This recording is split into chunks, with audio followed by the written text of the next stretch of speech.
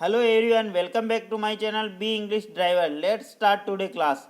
आओ आज कुछ नया सीखते हैं। एक नया आर्टिकल है, उसके माध्यम से हम इंग्लिश सीखने का प्रयास करेंगे। ठीक है, चलो देखते हैं। A drought and famine I faced. A drought यानी एक सूखा और फेमाइन यानी अकाल। आई फेस्ट, आई यानी मैं, फेस्ट यानी सामना किया। ए ड्रॉट यानी एक सूखा जिसका मैंने, एक सूखा और अकाल जिसका मैंने सामना किया। ठीक है ना, एक सूखा। और अब ये आर्टिकल है और ये भी नाउन और ये एंड कंजक्शन और ये भी वापस नाउन। तो मैंने क्या कहा कि आपको स्टार्टिंग में पिछली सारी क्लासों के अंदर ये चीज़ें बताता आ रहा हूँ। एक एंड कंजंक्शन भी होता है, प्रीपोजिशन भी होता है, जो दो फ्रेजों को, दो वर्डों को, दो सेंटेंस को ऐड करता है। एंड कंजंक्शन, एंड प्रीपोजिशन जो दो वर्डों को ऐड करता है। ठीक है, इस ध्यान, एंड ये यहाँ पे भी दो वर्डों को ऐड कर रहा है ए आर्टिकल के माध्यम से।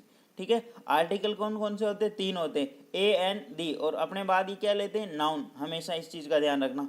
और आई यहाँ पे सब्जेक्ट और फेस्ट, ये इसका हेडिंग है। ठीक है ना, अपन जो आर्टिकल पढ़ेंगे उसकी हेडिंग है। ये किसका बारे में अपन आर्टिकल पढ़े? एक सूखा और एक अकाल जिसका मैंने सामना किया। ठीक है, चलो आर्टिकल की तरफ बढ़ते हैं। लास्ट ईयर, लास्ट ईयर ये मैं आपको बार बार बता रहा हूँ, कुछ वर्ड बार बार बताऊंगा जो कि दूसरे वर्डों से भी रिलेटेड होते हैं। लास्ट ईयर यानी पिछले साल। इस जगह अपन और क्यों यूज कर सकते थे? लास्ट मंथ यानी पिछले मंथ। लास्ट डेकेड यानी पिछले दशक। ठीक है, और लास्ट वीक यानी पिछले सप्ताह। ठीक है, नेक्स्ट सेंटेंस पे बढ़ते हैं ना। I faced a severe drought and famine last year. ठीक है, वापस देखते हैं। Last year I faced a severe drought and famine. ठीक है, जहाँ पे भी मैंने हाईलाइट कर रखा है इन चीज़ों को समझना। ये पीले पीले के अंदर तो क्या है? मेन वर्ब, जहाँ पे वर्ब है और ये सब्जेक्ट। इस चीज़ को ध्यान रखना ताकि आपको अच्छे से समझ में आ सके। ठीक है, पहले अपन सेंटेंस का हिंदी ट्रांसलेशन करेंगे, उसके बाद में अपन सेंटेंस को ब्रेक करेंगे और उसको समझेंगे इसमें कहाँ पे पार्ट्स ऑफ स्पीच कौन सी जगह पे किसका यूज हुआ है, इसमें नाउन कौन सा, प्रोनाउन कौन सा, एडजेक्टिव कौन सा, वर्ब कौन सी यूज हुई, कौन से टेंस का यूज हुआ। ठीक है, ताकि इससे आपको अच्छी तरीके से समझ में आ सके। ठीक है, अगर वीडियो अच्छा लग रहा है तो प्लीज़ वीडियो को लाइक करें और अधिक से अधिक दोस्तों के साथ शेयर करें। और फर्स्ट टाइम चैनल पर विजिट किया है तो इसको सब्सक्राइब करें।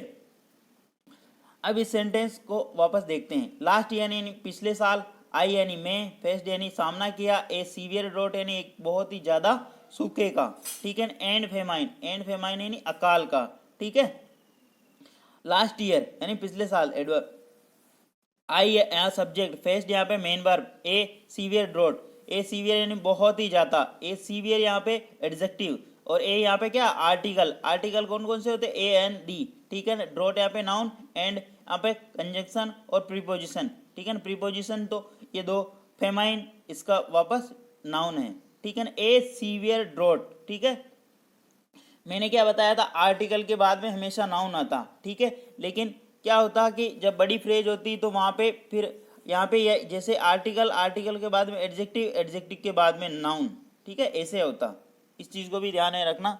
जैसे ये चीज़ें आगे बढ़ेगी और से और ज़्यादा से ज़्यादा चीज़ें बताता जाऊँगा ताकि आपको समझ में आती जाए।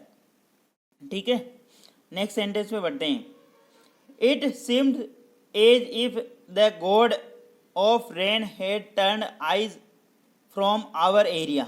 ठीक है, वापस देखते हैं इस सेंटेंस को। It seemed as if the god of rain had turned eyes from our area. ठीक है ना, इट यानी ऐसा। ठीक है ना, इट सीम्स ऐसा लग रहा है, ऐसा लगा था। एज इफ, एज इफ क्या होता? कंजक्शन, जो दो वर्डों को जोड़ता है। ठीक है ना, कंजक्शन दो वर्डों को जोड़ता है, दो फ्रेजों को जोड़ता है, दो सेंटेंसों को जोड़ता है। ठीक है ना, तो एज इफ यहाँ पे दो सेंटेंस को जोड़ रहा है। ठीक है, as if the god of rain यानी वर्षा के देवता, रेन। ठीक है, द गॉड ऑफ रेन यानी वर्षा के देवता, हेड टर्न, हेड टर्न यानी मुंह मोड़ चुके, had turn eyes from our area मतलब अपने जो एरिया है उससे मुंह मोड़ चुके हैं। ठीक है, ऐसा लगा। इट सिम्स ऐसा लगा कि द गॉड ऑफ रेन यानी वर्षा के देवता, हेड टर्न यानी मुड़ चुके हैं, आइज फ्रॉम यानी आंखें मूंद ली हैं यहाँ से, ठीक है ना, उन्होंने मुंह मोड़ लिया फ्रॉम आवर एरिया यानी हमारे एरिया से, ठीक है ना। आवर एरिया, इस चीज़ को देखना, our area, your area, his area, their area, ठीक है। ये क्या होता है, आवर या पजेसिव एडजेक्टिव, और पजेसिव एडजेक्टिव के बाद में क्या आता, नाउन आता। इस चीज़ को यहाँ से समझना, पजेसिव एडजेक्टिव, एडजेक्टिव के बाद में क्या आता, नाउन, और इस चीज़ को हमेशा दिमाग में रखना, ठीक है। अब इस सेंटेंस को ब्रेक करते हैं। इट यहाँ पे क्या है, सब्जेक्ट, सिम्ड यहाँ पे सेकेंड फॉर्म जो कि मेन वर्ब का काम कर रही है, एज इफ यहाँ पे conjunction, the god of rain यानी यहाँ पे सब्जेक्ट, ठीक है, वर्षा के देवता, हेड यहाँ पे हेल्पिंग वर्ब, टर्न यहाँ पे थर्ड फॉर्म, ठीक है। आइज फ्रॉम, आई यानी आंखें, फ्रॉम आवर एरिया यानी हमारे एरिया से, मतलब ऐसा प्रतीत हुआ कि द गॉड यानी वर्षा के देवता, हेड टर्न्ड आइज यानी आंखें मोड़ चुके हैं या मुंह मोड़ चुके हैं, फ्रॉम आवर एरिया यानी हमारे क्षेत्र से, ठीक है। इस प्रकार अपन समझेंगे। नेक्स्ट सेंटेंस पे बढ़ते हैं। There was scarcity of food for a long period in this region, ठीक है। There was scarcity of food for a long period in this region, full stop। वापस अब इस सेंटेंस की हिंदी ट्रांसलेशन करते हैं।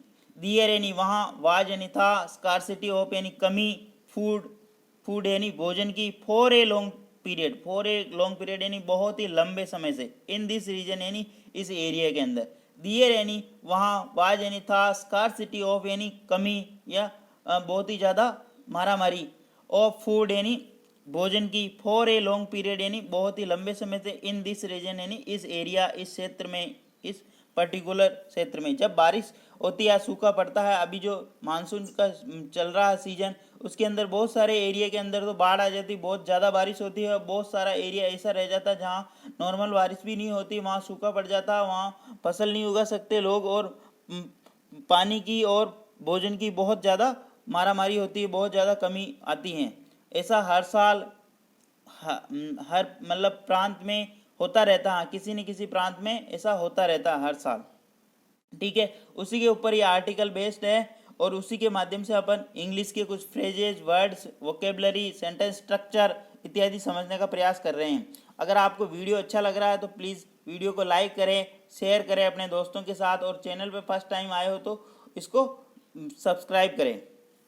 अब इस सेंटेंस को ब्रेक करते हैं। दियर यहाँ पे सब्जेक्ट, वाज यहाँ पे main verb, scarcity of food, scarcity यानी फूड की कमी, किसकी कमी, मतलब भोजन की कमी, फॉर ए लॉन्ग पीरियड, यहाँ फॉर यहाँ पे प्रीपोजिशन, ऑफ भी यहाँ पे प्रीपोजिशन, फूड यानी भोजन की कमी, ठीक है ना। फॉर यहाँ पे प्रीपोजिशन, प्रीपोजिशन के बाद एक नाउन आता है, ये ध्यान रखना, नाउन या फ्रेज आता, ठीक है, जो कि उसका ऑब्जेक्ट होता है सेंटेंस के अंदर।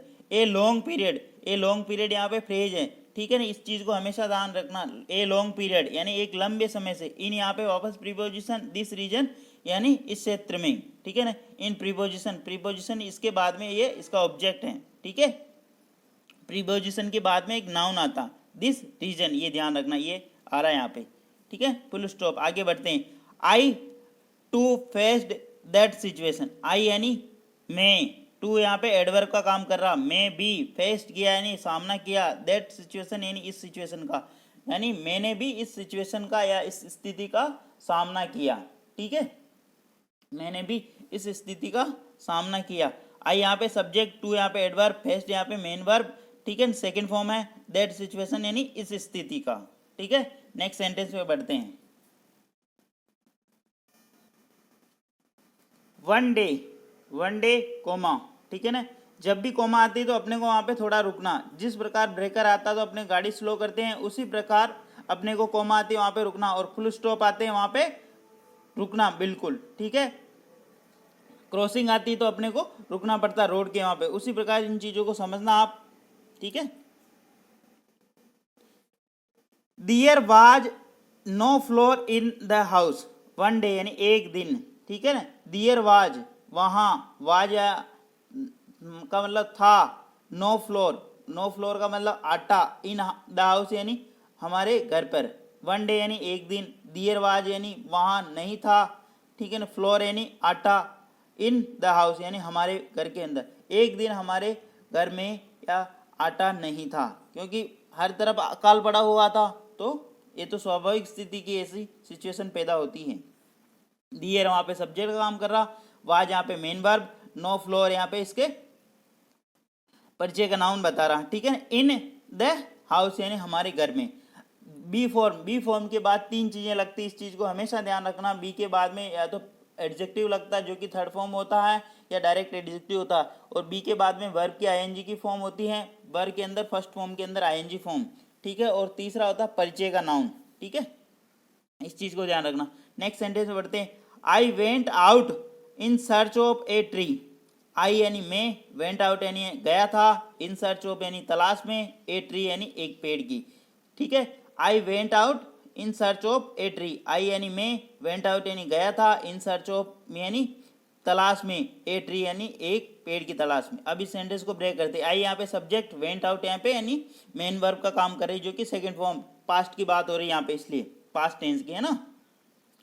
इन यानी इन सर्च ऑफ, ये पूरा फ्रेज है, इस फ्रेज को ध्यान रखना। पिछली क्लास में भी आया था, इन सर्च ऑफ वाटर आया था पिछली क्लास में, और यहाँ पे आया इन सर्च ऑफ ए ट्री यानी एक पेड़ की तलाश में, ठीक है। Full stop. नेक्स्ट सेंटेंस में बढ़ते। एनीवे जैसे तैसे भी, I found it at some distance. Anyway I found it at some distance. Anyway यानी जैसे तैसे भी, जैसे कैसे भी करके, ठीक है ना। आई यानी मैंने, फाउंड यानी पाया, इट यानी पेड़ को। इट किसके लिए आया? निर्जीव वस्तु के लिए क्या आता है? इट जानवरों के लिए, निर्जीव वस्तु के लिए हमेशा इट आता है। एट सम डिस्टेंस यानी कुछ दूरी पर, कुछ दूरी पर। आई यहाँ पे सब्जेक्ट, फाउंड यहाँ पे सेकेंड फॉर्म जो कि पास्ट टेंस की है, और ये इट इसका object, at preposition, some distance यानी कुछ दूरी पर, ठीक है। नेक्स्ट सेंटेंस में बढ़ते हैं। I carried an axe with me. I यानी मैं मेरे साथ है ना, कैरीड यानी ले गया, एन एक्स यानी कुल्हाड़ी, विथ मी यानी मेरे साथ। I carried an axe with me. I यानी मैं, कैरीड यानी ले गया, ठीक है ना, साथ। एन एक्स यानी कुल्हाड़ी, विथ मी यानी मेरे साथ, ठीक है। अब ब्रेक करते हैं। आई यहाँ पे सब्जेक्ट, कैरीड यहाँ पे मेन वर्ब जो कि सेकंड फॉर्म है, जो पास्ट की बात हो रही, पास्ट टेंस की, इसलिए सेकंड फॉर्म का यूज करते हैं। An axe, an article, axe noun है ना, एक्स यानी कुल्हाड़ी, ठीक है, एन एक्स विथ प्रीपोजिशन, मी यहाँ पे इसका ऑब्जेक्ट है, ठीक है। नेक्स्ट सेंटेंस में बढ़ते हैं। I started removing its bark. I started, I यानी मैंने, स्टार्टेड यानी प्रारंभ किया, रिमूविंग यानी हटाना, इट्स बार्क यानी इसकी छाल। मैं अपने साथ पे क्या ले गया था? कुल्हाड़ी ले गया था, और उसके साथ में उसको क्या किया? कुल्हाड़ी को क्या किया? पेड़ की छाल पाड़ी।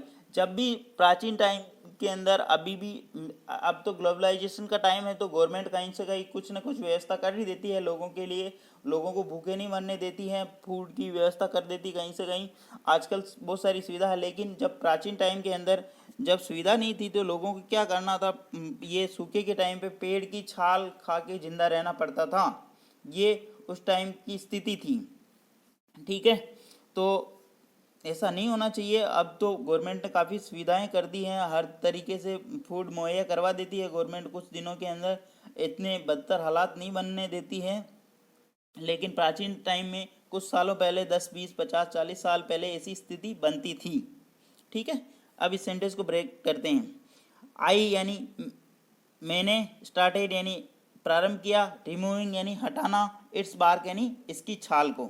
आई यहाँ पे सब्जेक्ट का काम कर रहा है, स्टार्टेड मेन वर्ब जो सेकंड फॉर्म का काम कर रही है, रिमूविंग यानी हटाना, इट्स बार्क यानी इसकी छाल को। इट्स यहाँ पे पजेसिव एडजेक्टिव का गाना, बार्क यानी छाल, ठीक है ना, छाल जो पेड़ की जो छाल होती है वो, ठीक है ना। और इसके साथ में हर, हिम, हर और माई ये नहीं लगेगा, क्योंकि ये निर्जीव है, ठीक है, ठीक है ना। तो ये पेड़ है, पेड़ की छाल है, इसलिए इट ही लगेगा इसमें, और दूसरा कुछ नहीं लगेगा, फुल स्टॉप। नेक्स्ट सेंटेंस बढ़ते हैं। It was very hard. जो पेड़ की जो छाल थी वो क्या थी? बहुत ही ज़्यादा कड़क या हार्ड थी, ठीक है ना। It was very hard. It यहाँ पे सब्जेक्ट का काम कर रहा है, वाज यहाँ पे मेन वर्ब, वेरी हार्ड यानी बहुत ही कड़क यानी थी, ठीक है ना। इट वाज वेरी हार्ड, बहुत ही ज़्यादा कड़क थी वो, बहुत ही हार्ड थी, ठीक है ना। इट सब्जेक्ट में वाज बी फॉर्म है जो कि मेन वर्ब, और ये वेरी हार्ड इसका एडजेक्टिव, ठीक है ना।